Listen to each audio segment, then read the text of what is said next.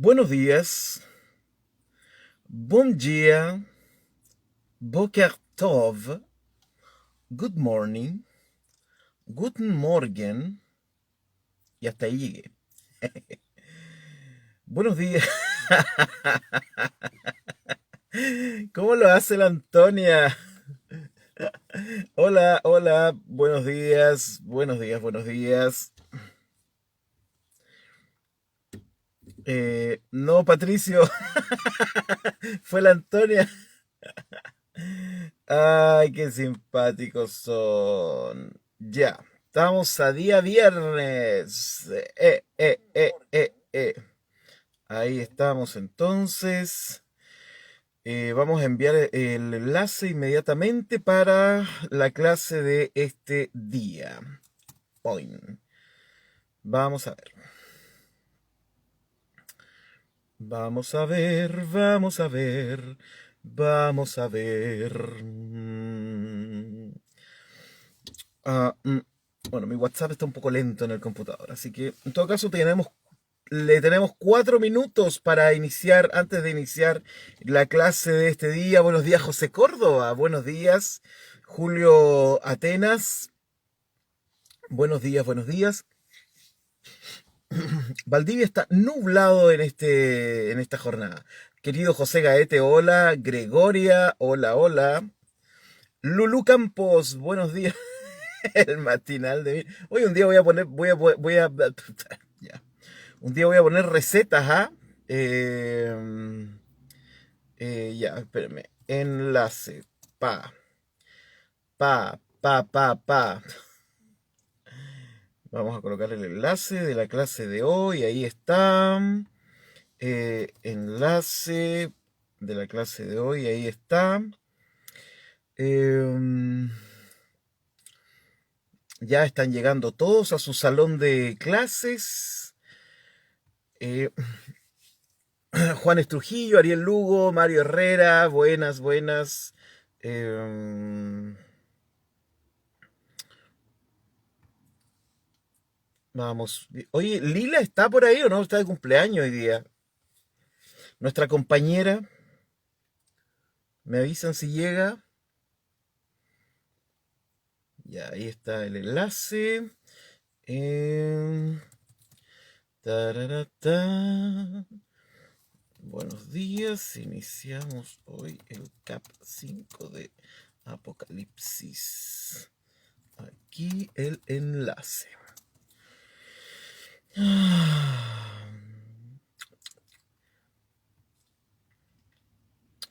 9 de la mañana con 3 minutos. Iniciamos en 2 minutos la clase de este día directamente desde el Romano Móvil para esta jornada. Ah, llegaron los Cervec. Ayer no estaban, ¿no? Parece que no. Bueno, no sé si llegaron todos. Ahí está Alfonso, no sé si está Josie, también Luke. Entonces, ya, envías. Oiga, amanecí trabado hoy día. Enlaces enviados. ¡Halo, Antonio Alonso! ¿Cómo estás, querido Antonio? Querido hermano, Antonio. Gabriel, Grego. Oye, Grego también está de cumpleaños hoy día. ¿Es en serio? Miren, qué bueno, cuántos cumpleañeros tenemos, bueno, cumpleañeras, ¿no? En este día viernes. Miren qué buena noticia. No sé si se ve bien, pero bueno. Carlos Carballo dice, buen día, Emir, te saludamos desde Buenos Aires, Argentina, y toda ciudad de refugio, Temperley, y manda saludos a... Espérame, que se fue para arriba. Eh, Nuestros pastores, saludos a nuestros pastores Hugo, Mieres y Nora, que seguimos con Apocalipsis. Eso, oye, qué entretenido, qué bueno, hay pastores, colegas y pastoras también que siguen este curso de distintos lados, ¿ah? Así que eso está súper interesante y súper entretenido también compartir con queridos hermanos y hermanas de tantos lugares. Bueno, 9 de la mañana con 5 minutos. Saludamos entonces a Gregoria desde Palmas de Mallorca. Le enviamos un gran saludo a la distancia. Cumpleaños feliz. Lo puedo cantar en versión Marilyn, ¿no? No, mejor no. Entonces, feliz cumpleaños. Feliz cumpleaños. Que tengas un gran y hermoso día. Que Dios te conceda muchos años más para seguir entregando tu luz a tanta gente que te quiere y también que nos acompañas a nosotros, ¿no? Así que un gran abrazo para ti. César Soto dice, Guillermo Maldonado también sigue este curso. Miren qué bueno, tengo una bufanda ungida.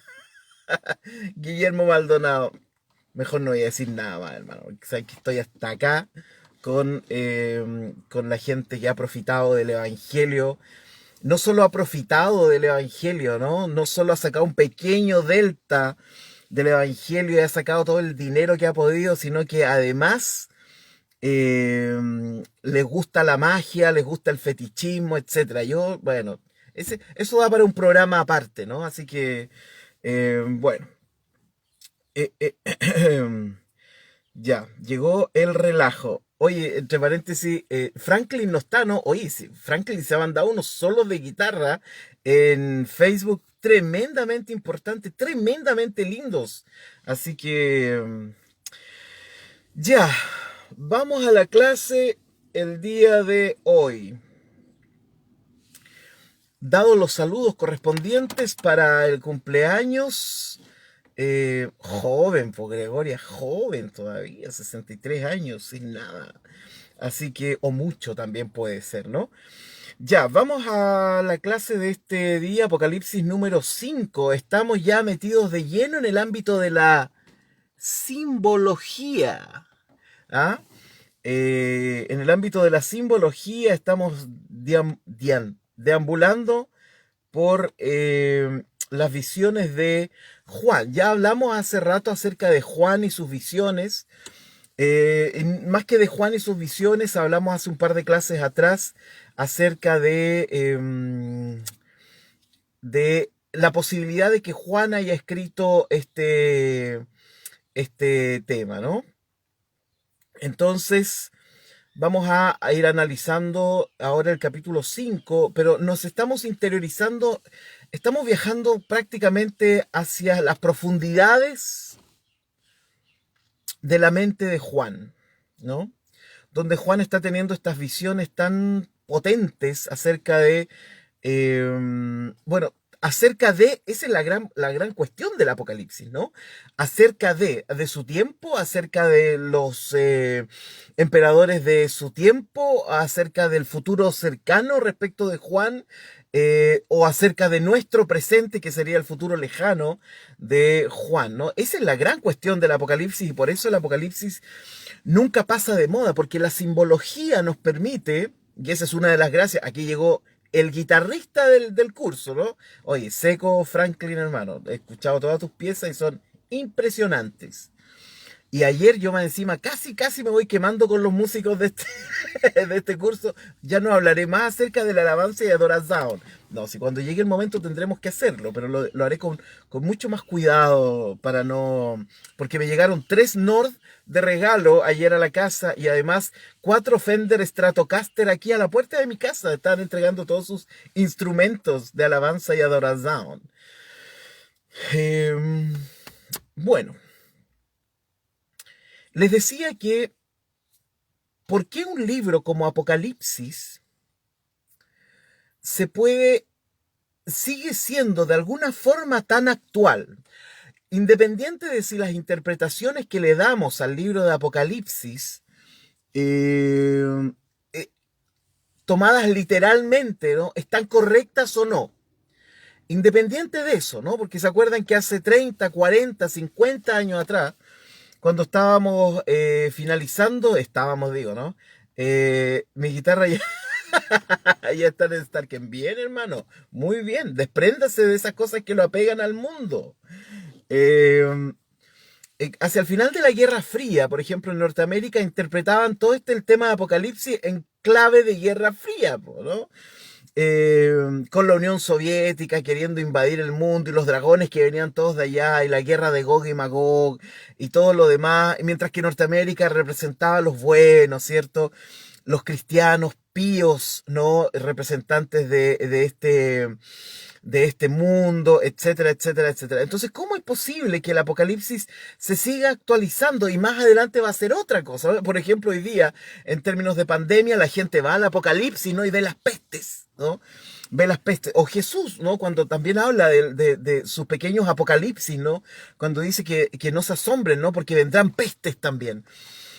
Entonces, ¿por qué? Porque el símbolo nos permite la constante actualización de las cuestiones.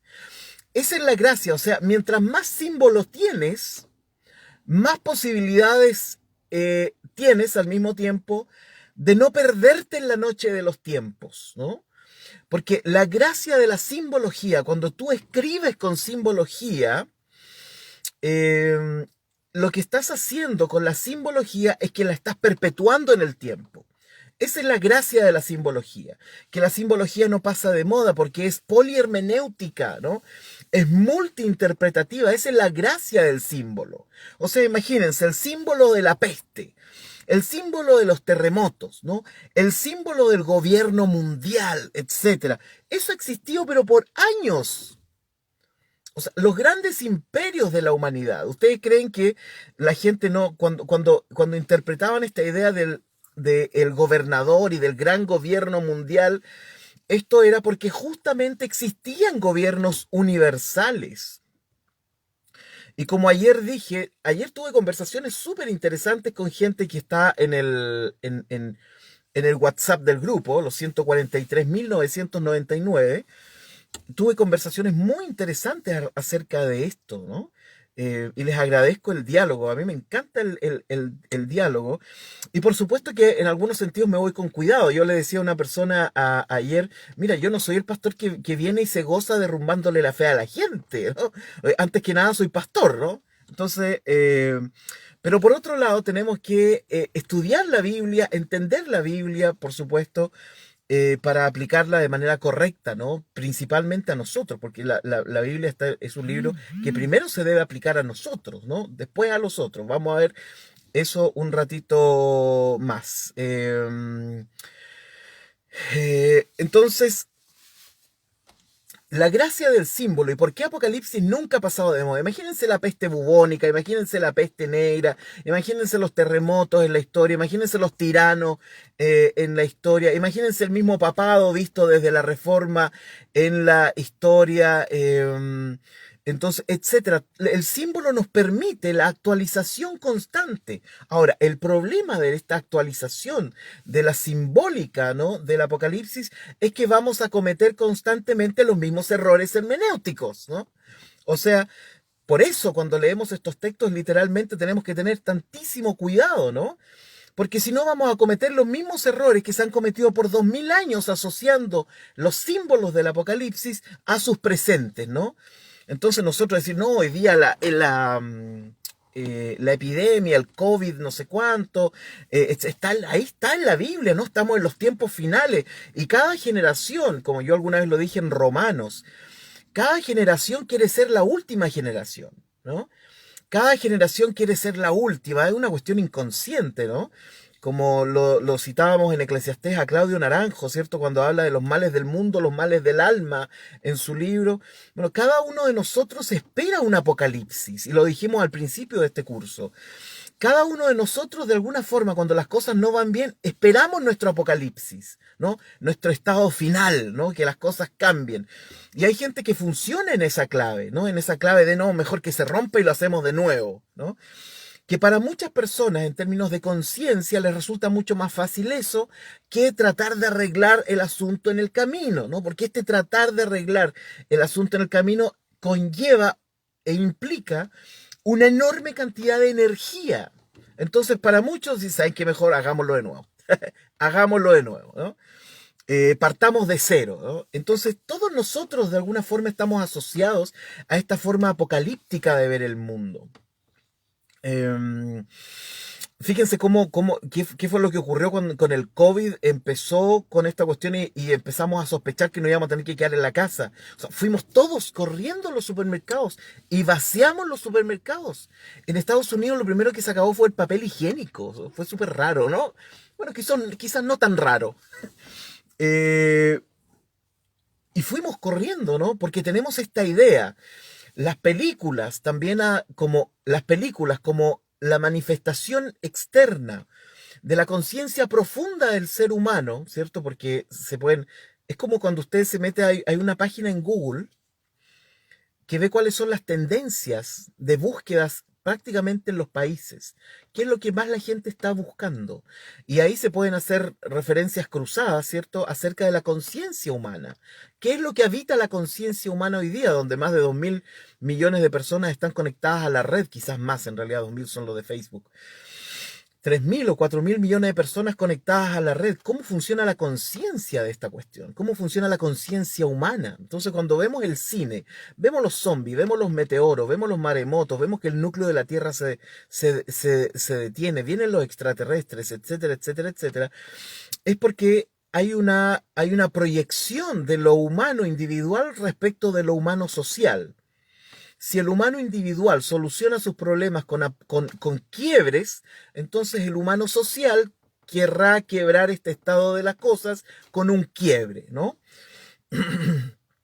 Em, Exactamente, César Soto. Aunque yo lo hubiera interpretado también de otra forma, ¿eh? Pero bueno, ahí hay un símbolo, el símbolo del confort. Entonces, la gracia, adelante querido Carlos Miranda, miren todos a su compañero que viene llegando atrasado. Mira, en España también el papel higiénico, eso dice algo, ¿no? Bueno, pero para cada uno dirá algo diferente, ¿no? Para mí el baño es un lugar maravilloso. Entonces, amo mi baño. Entonces, la simbología nos permite eso, pero el problema al mismo tiempo es que la simbología, al leerse literalmente, nos lleva, por un lado, a la actualización del símbolo, pero por otro lado, nos lleva a la problemática de que la actualización del símbolo implica necesariamente su literalización. Y la literalización, entonces, es un problema, ¿no? Pero es un mal menor, digamos, en términos de actualización de esto. Capítulo número 5, versículo número 1, del último libro de la Biblia. Revelación, ¿no? No, Antonia, no escucharán mi interpretación acerca del símbolo del confort. Eso quedará para el grupo después, ¿no? Bueno, el rollo y el cordero, dirá el subtítulo. Ya ayer hicimos una crítica extensa a los subtítulos en la Biblia, así que no nos vamos a detener en eso hoy día.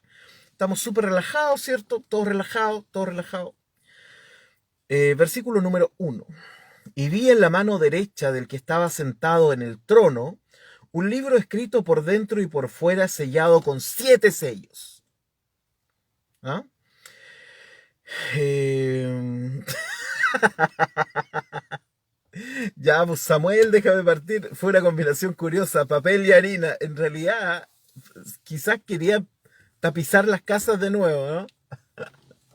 O quizás querían hacer figuritas, ¿no? De papel confort con masita esta de harina y agua, no lo sé. Eh, Veamos.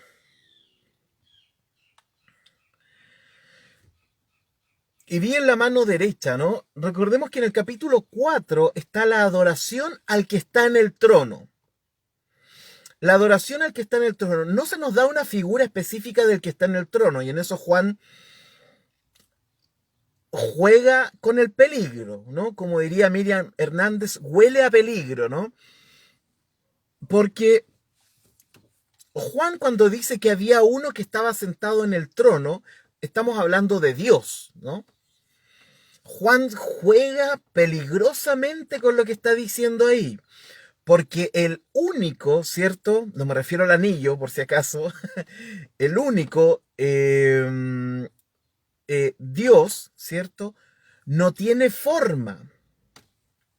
el monoteísmo muy temprano llegó a reconocer que no existe la forma en Dios. A ver, hagamos una cosa. Primero déjenme mostrarle un poco, comentarle un poco los estadios de la forma en cómo se veía la divinidad en Israel y en otros pueblos también. Israel pasó por 3 estadios respecto de Dios, para que lo anote ahí en su cuaderno, los que están tomando nota de Apocalipsis. Israel pasó por 3 estadios. Estos son politeísmo, enoteísmo y monoteísmo. ¿Ya? Politeísmo porque en algún punto Israel también adoró otros dioses y eso está ahí mismo en la Biblia, ¿no? Cuando levantaron altares a Baal, cuando hablamos de la Jezabel, ¿se acuerdan? Esa, la chica mala, ¿no? ¿Por qué siempre son como las chicas malas? Alguien lo decía en un comentario, ¿no? Está Eva, está Jezabel, ¿no? Las chicas malas de la Biblia. Podrían formar un grupo de pop, ¿no? Las chicas malas, entonces Jezabel, y hablamos de que Jezabel había instaurado de nuevo la adoración a una de las diosas del panteón cananeo, ¿no? No me acuerdo si era Astarte o no me acuerdo. Entonces, sí, efectivamente, Israel, ojo, siempre hemos pensado en Israel como una cosa así como casi divina, como todo brillando. La verdad es que no es así. Ellos en algún momento de su historia fueron politeístas, tuvieron otros dioses. Dalila, ahí hay otra, ¿cierto, Javier? Que las chicas malas, vamos a hacer la banda de las chicas malas, ¿no? Eva, Jezabel, Dalila, si se les ocurre otra me avisan. Eh, Entonces Israel en algún momento fue... eh, así es, Franklin, tal cual. Eh, Israel fue politeísta en algún momento. Claro, ¿no? La arqueología y la historia nos dicen y el texto bíblico también nos dice eso. En segundo lugar, los judíos también fueron eh, enoteístas. ¿Ya? Enoteístas significaba que ellos creían que el Dios de Israel era su Dios, pero no excluían la existencia de otros dioses, ¿no? Por eso cuando Israel peleaba con algún otro pueblo, la verdad es que era su Dios que peleaba con otro Dios. Por eso a Dios en algunas partes en el Antiguo Testamento, entonces se le llama el Dios de los ejércitos, Dios es mi estandarte, Dios es mi escudo, Dios viene lanzando flechas, etcétera, etcétera, etcétera. Porque el enoteísmo entonces asume que existe un Dios, que es el Dios de Israel, pero que están también los demás panteones con los otros dioses existentes. Y después Israel pasa a la tercera etapa, ¿no? El judaísmo pasa a la tercera etapa, y esta tercera etapa ya es el monoteísmo. Eh, Mira, qué interesante, jo, y yo creo que en el cristianismo también pasa eso, ¿ah? Yo creo que también mantenemos cierto enoteísmo. Eh, entonces, la tercera etapa será el monoteísmo. Y el monoteísmo, miren, en el politeísmo y en el enoteísmo Dios tenía forma, ¿no? Cualquier forma. Incluso cuando salen de Egipto le dan forma de becerro. ¿Se acuerdan que era eran las formas conocidas en Canaán del dios Baal? Eh, pero cuando llegan al monoteísmo, esta cuestión se transforma en algo como una filosofía, ¿no? Y politeísmo y enoteísmo tienen forma a Dios. En el monoteísmo ya no debería tener forma a Dios, ¿no? Por eso nosotros debemos asumir que debemos siempre ir yendo hacia más, ¿no? Nuestra creencia debe ir evolucionando, ¿no? Respecto Entonces, por eso, cuando yo les decía pesadamente hace unas clases atrás, un par de semanas, y les decía, quizás esto tiene que ver con lo que dice la Jo.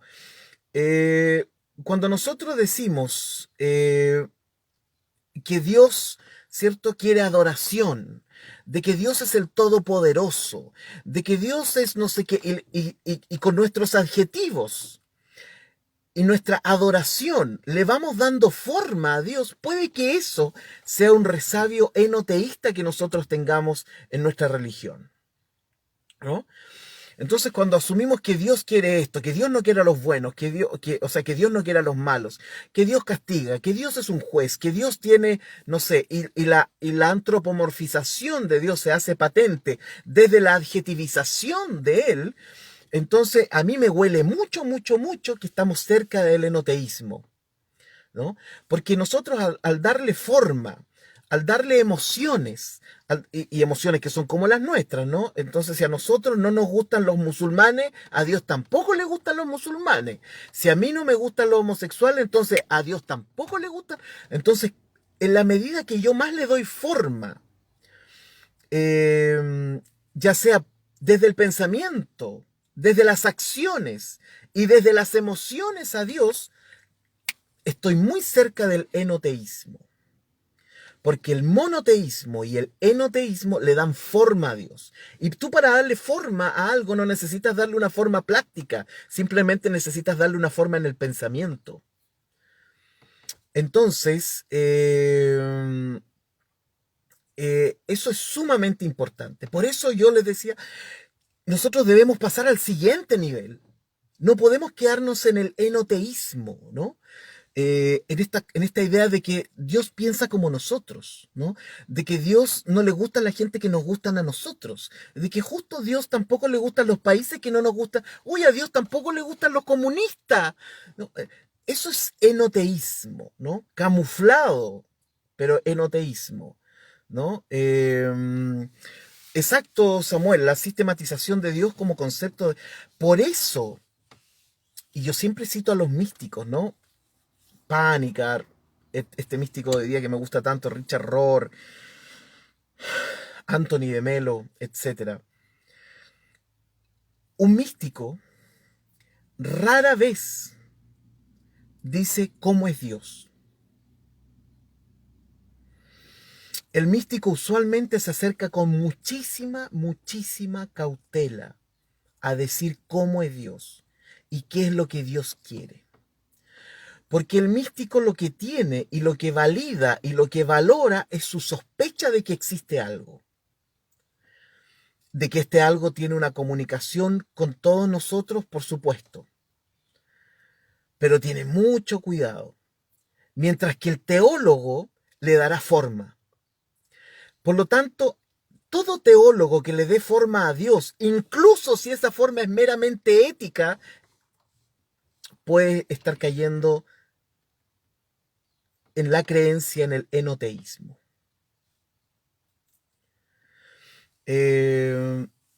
Entonces, por eso, y yo siempre lo digo, por eso los místicos, ¿no? Judíos, ya digamos, cabalistas, ¿no? Jasídicos, eh, sufíes en el mundo musulmán, místicos cristianos, etcétera, e hinduistas, lo pueden ver ahí mismo, ¿no? En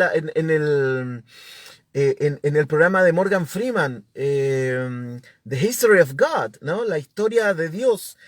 Eh, cuando hablan con los musulmanes, con los confucianistas, etcétera, todos llegan a la conclusión de que hay algo, ¿cierto? Y de que este algo es bueno, es amor, pero se cuidan muchísimo de darle una forma, ¿no? Entonces, en la medida que yo más le dé forma a Dios, entonces estoy más cerca del enoteísmo o del politeísmo que del monoteísmo real, ¿no? Porque el monoteísmo evita darle forma a Dios, incluso una forma ética, ¿no? Que Dios es bueno, que Dios es, etcétera, ¿no? Por eso la mística de todas las religiones puede hermanarse con los otros místicos, ¿no? Porque todos tienen el mismo respeto a esta esencia, a esta, a esta esencia que está presente en todo, pero que al mismo tiempo no podemos atrapar y que le llamamos Dios, que es mejor, la verdad, guardar silencio, como dice el Salmo, delante de él, o como dirá el profeta Elías, ¿no? Que Dios no estaba en la forma del fuego, ni estaba en la forma del terremoto, ni estaba en la forma de nada, sino que solo era como un silbido apacible, el cual no tiene forma, ¿no? Por supuesto, esto llevado a su extremo decantará en agnosticismo, hay que decirlo, ¿no? O sea, esta cuestión llevada al extremo, ¿cierto? puede decantar eventualmente en agnosticismo. Esta cuestión llevada al extremo puede decantar en deísmo. Llevada al otro extremo, decanta en politeísmo o decanta en enoteísmo. Pucha, han puesto un montón de comentarios, no los he podido leer todos, ¿no? La verdad es que yo no encuentro que sea superficial el programa, a mí me encanta, lo veo súper y me entretiene, y me encanta conocer, ¿no? Así que no sé, quizás para ti es superficial, hermano, para mí, ¿no? Por lo menos la tercera temporada la he encontrado súper buena, muy buenas preguntas que hace Morgan Freeman en ese programa. Así que, bueno, eso era importante decirlo, ¿no? La diferencia entre politeísmo, enoteísmo y monoteísmo, ¿no? Y estamos recién en el versículo 1 del capítulo 5. Vi en la mano derecha, ¿no? La mano derecha implica que quien tome aquello que está en la mano derecha es un escogido de Dios. Estábamos hablando de, alguien preguntaba, creo que por ahí pasó de nuevo, alguien dijo si, súper buenas preguntas, si Jesús era místico o no, etcétera. Yo creo que sí, yo creo que Jesús era un místico, totalmente. Eh, bueno, no, pero alguien había preguntado por ahí, alguien había preguntado por ahí si Juan del Apocalipsis era enoteísta. Bueno, ahí está donde yo les decía que Juan está jugando peligrosamente sus cartas. Juan está con sus cartas aquí y está mirando a todos los demás. Y está jugando peligrosamente, ¿no? Porque cuando Juan dice, y había uno que estaba sentado en el trono, está jugando peligrosamente cerca del enoteísmo. Porque Dios no tiene forma. Y por lo tanto, uno puede decir, entonces, ¿y qué vio Juan? ¿No? Y por eso aquí se empiezan a mezclar los papeles, ¿no? Y eso lo vamos a ir viendo en la medida que avancemos en el Apocalipsis. Y vi en la mano derecha del que estaba sentado en el trono, Dios, ¿cierto? O sea, si alguien está sentado es porque tiene forma, ¿no? Si hay un trono es porque alguien se sienta en el trono y tiene forma. Peligroso, Juan, lo que está haciendo, súper peligroso, ¿no? Pero también por otro lado, Juan lo que está haciendo es que nos está mostrando un nuevo imperio, ¿no? Guten Morgen, Luis Fernando Castro. Eh, bienvenido. Por otro lado, lo que Juan quiere hacer es colocar un símil de lo que ocurre en el imperio, ¿no? Y en el imperio está el César, ¿no? En el imperio está el emperador, ¿no? En el imperio está Domiciano, ¿cierto? Y también hay un trono y sobre ese trono se sienta el poderoso del mundo, etcétera. Y Juan está por acá. Entonces eh, está jugando peligroso Juan, ¿no? Al intentar darle forma a Dios, independiente que no diga nada más.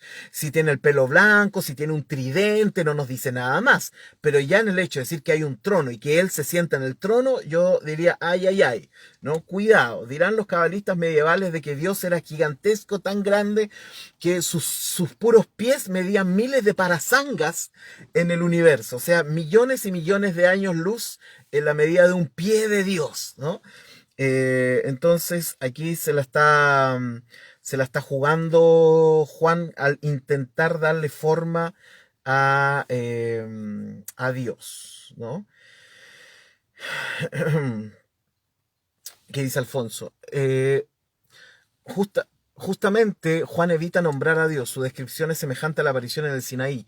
Juan no afirma que Dios tenga forma. Dios está escondido detrás de las apariencias. Juan es monoteísta estricto en ese aspecto. No, Juan no afirma que Dios no tenga forma. No estoy totalmente seguro. Porque este texto nos lleva a la imaginación, ¿cierto? Este no es un texto teológico. Este es un texto plástico. Entonces, cuando Juan nos habla de aquel que está sentado en medio de y se sienta en el trono y que tiene en su mano derecha un rollo, hay forma, ¿no?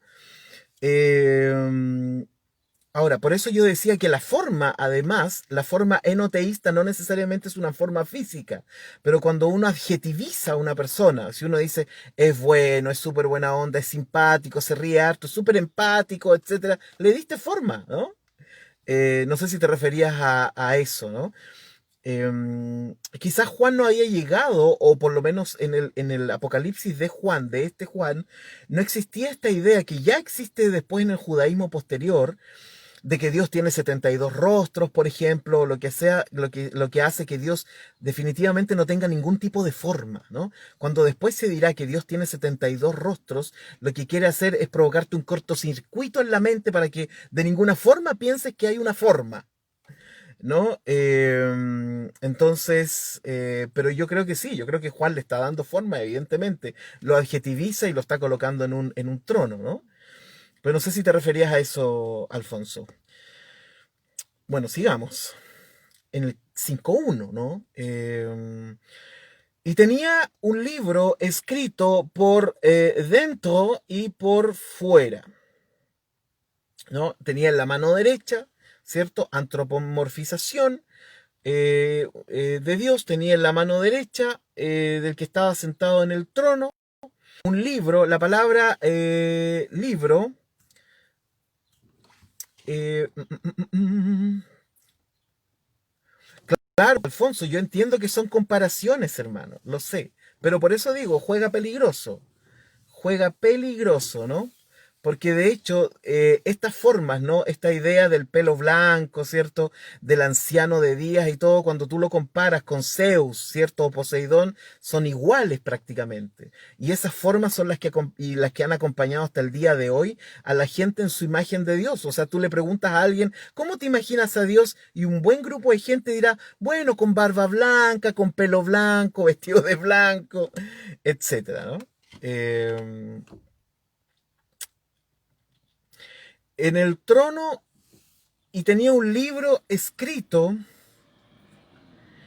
por dentro y por fuera. La palabra libro en el texto griego aparece como biblion, ¿no? Eh, ay, ay, ay, Franklin. Ay, ay, ay. Está interesante. Esto se está poniendo sabrosón, ¿no? Bueno, pero no quiero perderme esto. Libro es la palabra biblion, por si acaso, en el texto griego que suena a Biblia. Por supuesto que uno se pregunta si aquí estamos hablando de un códice, ¿ya? Códice en la antigüedad fue como el mega descubrimiento cuando vieron que podían partir un pedazo de cuero así como en forma de una hoja y que lo podían escribir por un lado y lo podían escribir por el otro y los podían coser después. Pero al parecer esto vino bastante después. Biblión, recuerden que Biblia en realidad significa biblioteca, ¿no? No es un libro, sino que es una pequeña biblioteca de 66 libros en la tradición protestante. Entonces, este libro, este biblión, estaba escrito por dentro y por fuera. Tiene más el sentido, por supuesto, tiene más el sentido pensar que esto era un rollo. Como dicen los argentinos, era un rollo que estaba escrito por dentro y por fuera. Esto ya es raro, ¿no? Raro, porque no se escribían los rollos por dentro y por fuera. A esto se le llama opistógrafo, ¿no? Que estaba escrito por dentro y después le daban la vuelta y lo escribían por fuera. No era muy común esto, porque usualmente los rollos se abrían como desde dentro, ¿no?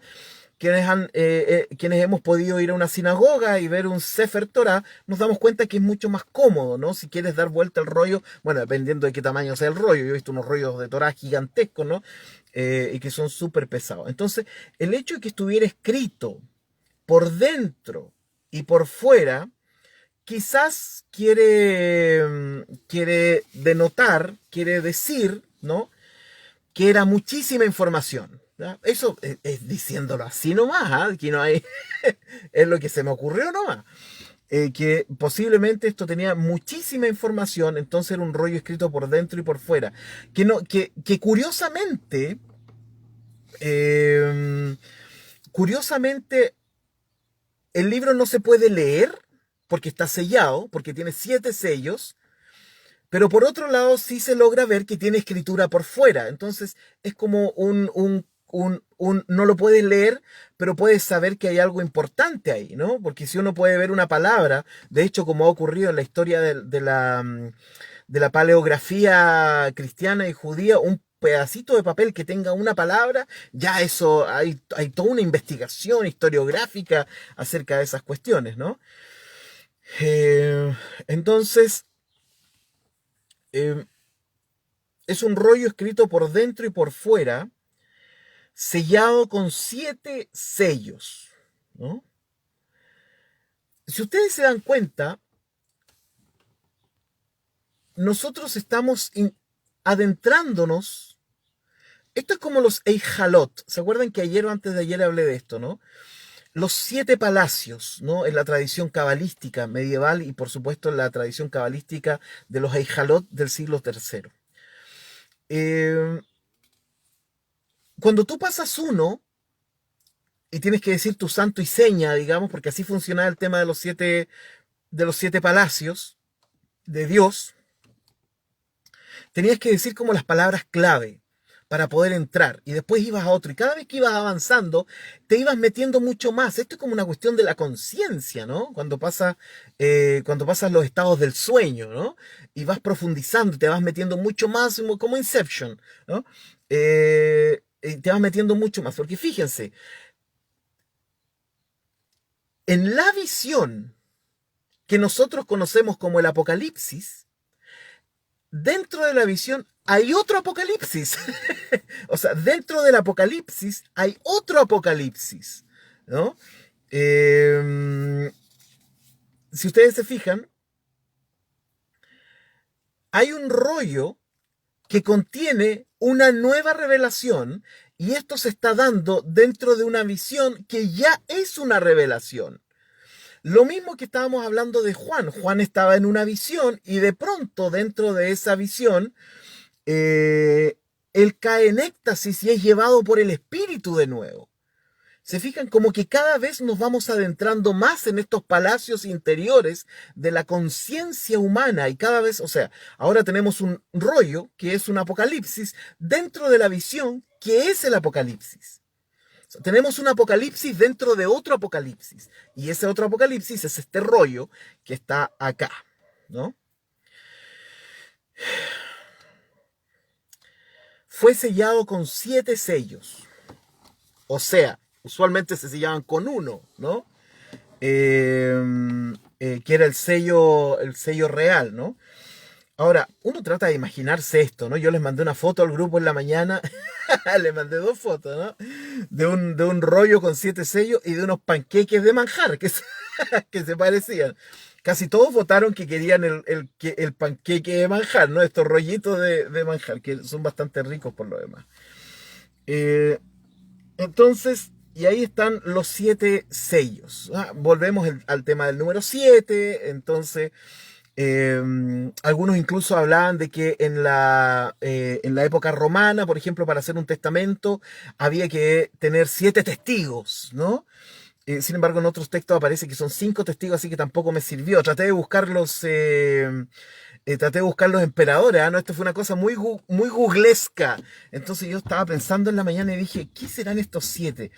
Y si fueran los 7 emperadores, o que alguna dinastía hubiera tenido 7 emperadores, me puse a buscar. No, pues, y en la primera dinastía de los emperadores, la Flavio Claudia, habían 6 emperadores nomás. Dije, no era, no, habían 5, no me acuerdo, no, eran 5. En la dinastía Flavio Claudia eran 5 emperadores. Dije, ya no me sirvió esa. Y después pasé a la siguiente, ¿no? De los Vespasianos, creo que era, no me acuerdo los nombres de los emperadores. ¿Cuántos emperadores de esa dinastía? Y eran 6. Y justo el último era Domiciano. Dije, tenían que haber sido 7 emperadores. Y con eso la rompía. Ya, rompe, no, pero no pasó nada. Y la dinastía que viene después, que es la de los Antonios, tenía 7, pero no me calzaba con la cronología de Apocalipsis, así que así que no era eso, ¿ya? Por lo tanto, volvemos nomás a la idea de que el 7 indica plenitud, ¿no? En el texto del Apocalipsis, ¿no? El 7 implica plenitud, como las 7 estrellas lumbreras del cielo, los 7 días de la semana. Y yo sé que hay algunos amigos aquí que quizás quisieran seguir hablando del número 7, los 7 Antonios. Eso. Ya, bien, entonces hemos dicho que aquí tenemos un apocalipsis dentro del apocalipsis, ¿no? Esto es súper interesante, yo lo encuentro súper interesante. Dentro de la visión existen más visiones, o sea, tienes que seguir yendo hacia la conciencia profunda, ¿no? De este texto para que se te vayan revelando otras cosas. Así que eso yo lo encuentro súper importante. Ahora, ¿cómo podría haber sido físicamente un rollo con 7 sellos? Porque se van desatando de a uno. ¿Se acuerdan que se abre, después te lo vamos a ver en el capítulo 6 cuando se empiezan a abrir los sellos? Entonces, claro, si yo tengo un rollo con 7 sellos, ¿cierto? Tengo que romper los 7 sellos para ver lo que dice el rollo, entonces no me calza. Y les mandé una fotito en la mañana al grupo de un rollo que sigue abriendo como por partes.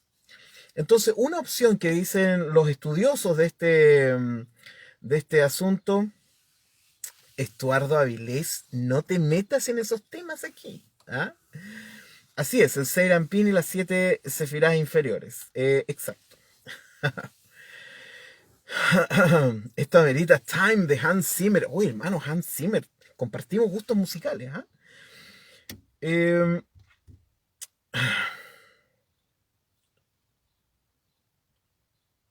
Me perdí. Estaba hablando de los rollos, ya. Entonces,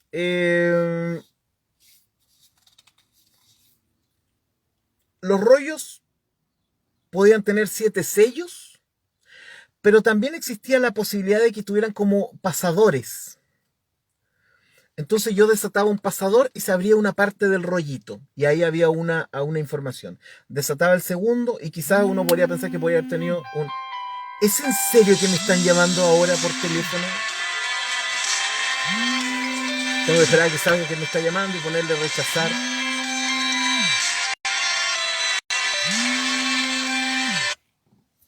Ya, ¿no se cortó la transmisión? Ahí está. No, porque una vez tuve que rechazar una llamada y se cortó Facebook. Ya, ahí está. No me vayan a hacer meme, ¿ah? Me han hecho un montón de memes. Por si acaso. Ya, entonces tenemos un rollo con los 7 sellos y en el capítulo 6, pero falta todavía para que lleguemos al capítulo 6, suena, suenan las trompetas. Se van desatando eso, ya, pero dejémoslo hasta ahí, si no, no vamos a avanzar mucho más. Es un rollo con 7 sellos, ¿ya? Estamos en un grado del inconsciente de Juan Poderoso. Versículo número 2. Y vi un ángel fuerte, mi segundo nombre es Ángel, ¿no? Y vi un ángel fuerte que pregonaba a gran voz y decía, ¿quién es digno de abrir el libro y desatar sus sellos? Espérame, que quiero ver qué es lo que dice, qué es lo que dicen aquí. Mi querido Manuel Naranjo dice, en literatura la expresión francesa mise en abîme, que traducida literalmente quiere decir puesta en abismo, se refiere al procedimiento narrativo que consiste en imbricar dentro de una narración otra similar o de la misma temática de manera análoga a las matrioscas o muñecas rusas. Uy, qué bueno, hermano. Manuel Naranjo, el poeta entre nosotros, ¿no? Oye, ¿qué cantidad de gente linda tenemos en este curso, ¿no? Con estos datos súper interesantes. Gracias, querido Manuel. Así se llama, ¿no? Una expresión francesa. No sé cómo se dirá en francés, ¿no? Mise en abîme, no sé. No lo sé, puro chamullo mío nomás. Puesta en el abismo. Mira, eso sería interesante. Eso sería entonces para aplicar aquí. Aquí. Javier dice, conteste nomás. Ya. No estoy seguro que era el inconsciente de Juan. O sea, lo que estamos haciendo es que estamos profundizando en la visión. Yo no sé si esa visión significa que vamos al inconsciente, que vamos al subconsciente, o que es la misma visión que nos está llevando hacia lugares más profundos, ¿no? Simplemente hago la comparación con los 7 Ijalot celestiales, en donde después de que pasabas uno, podías ir al siguiente, ¿no? Como el libro del Caballero de la Armadura Oxidada, ¿no? Cuando lograbas resolver una cosa, pasabas al inconsciente. O sea, perdón, al siguiente, ¿no? Entonces eso, bueno, y vi un ángel fuerte, qué interesante, que dice que pregonaba a gran voz. El comentario de la Compañía de Jesús dice que era esto es súper interesante, que casi todos dicen fuerte, ¿no? Fíjense en sus Biblias que ustedes tienen ahí, casi todos deben decir fuerte o algo parecido, pero en la traducción de la Compañía de Jesús dice que era un ángel atlético, ¿no? Imposible no pensar en Leónidas, ¿no? O o los varones de este curso, ¿no? Que quieren tener sus calugas y todo ahí. Entonces podemos pensar en eso, ¿no? Antonio dice, yo diría que es el supraconsciente de Juan el Místico. Puede ser, claro. Estamos llegando a otros lugares, ¿no? O sea, dentro de la visión hay otra visión, ¿no? Dentro del libro ahora hay otro libro. Esto sería súper interesante, ¿no? Analizarlo desde el punto de vista de los sueños de Freud, ¿no? Porque dentro de existe otro misterio, ¿no? Dentro de un misterio existe otro misterio y dentro de ese misterio hay otro misterio. Exactamente, Luis Fernando, el modelo de las muñecas rusas nos viene de perilla. Gracias, Manuel. Bueno, y el ángel decía, ¿quién es digno de abrir el libro y desatar sus sellos? ¿No? Bueno, si la palabra justamente es desatar, si ustedes se pueden fijar en sus Biblias, ¿dice desatar? Porque si dice desatar, entonces la teoría de los sellos amarrados estaría bien, ¿no? Entonces, pero tendríamos que ver eso si es una cuestión de traducción o no. ¿Quién es digno de abrir este rollo con los 7 sellos y desatarlos? ¿Quién es digno de hacer esto? Es lo que pregunta este ángel fuerte, ¿no? Que hace esta pregunta, ¿no? Este ángel Leónidas, ¿no? Atlético, como traduce la compañía de Jesús. Y después dice en el versículo número 3, romper los sellos. Eso, gracias Patricio Campos, la NBI. Juneman, ¿qué dirá? Ahí no me acuerdo, Samuel, si estás por ahí. Espero que no estés manejando, hermano. ¿Qué dirá? Soltar, miren. Bueno, soltar también puede ser quitar los sellos, ¿no? No necesariamente desatar los sellos. Interesante, ya. Versículo número 3 dice, y ninguno, ni en el cielo, ni en la tierra, ni debajo de la tierra, podía abrir el libro, ni aún mirarlo. Esto es sumamente interesante, ¿no? Ni siquiera podían mirarlo. Pero sin embargo, el escritor nos dice que el libro estaba escrito por dentro y por fuera. O sea, él sí lo pudo ver. Aquí está la traducción de Juneman. ¿Quién es digno de abrir el libro y desatar también, dice, sus sellos? Súper, gracias Samuel. Y hasta aquí llegamos. Tan, tan, se acabó la clase. Bueno, pucha que estuvo entretenida la clase. Lo pasé súper bien. Y avanzamos con 3 versículos, no tenemos ningún apuro para ir avanzando con Apocalipsis. Así que lo dejamos hasta aquí, avanzamos con el versículo 1, 2 y 3, comentarios y discusiones, entonces las continuamos en el grupo. No hablé de los músicos hoy día, así que, pero no les voy a devolver sus north. No hablamos de la adoración celestial ni nada de eso, porque tenemos que volver sobre eso en algún momento del curso, porque se repite más adelante. Y ya nos vamos acercando de poco a la apertura de los sellos, ¿ah? Y es cuando el mundo comienza a temblar. Así que se viene supremamente interesante este libro de Apocalipsis, ¿no? Realmente es un... La Antonia dice, vamos a darle lectura a los rollos, a los rollos con manjar. Oye, gracias Franklin, exacto. Nos vemos de aquí, si Dios quiere, hasta el lunes. Con nuestra clase a las 9 de la mañana. Que tengan un buen fin de semana. Este domingo es el primer domingo de Adviento. Qué bueno, empiezan los domingos de Adviento y empezamos a prender las velitas de Adviento, esperando esperanzadoramente, ¿no? El 24 de diciembre, ¿no? Que exactamente ves y que disfruten las cumpleañeras, que lo que lo pasen bien todos y quienes me quieran acompañar mañana a las 11 de la mañana yo hago una meditación, una pequeña oración a las 11 vía Zoom. En todo caso les envío el enlace. Y el domingo a las 11 estoy haciendo la transmisión del servicio de la Iglesia Luterana de acá de Valdivia para quienes quieran acompañarnos también. Un gran abrazo para cada uno de ustedes. Samuel dice, voy a seguir comiendo queso Filadelfia, beberé aguardiente en la Odisea, llamaré a mi tía Tira Y le regalaré 7 sellos.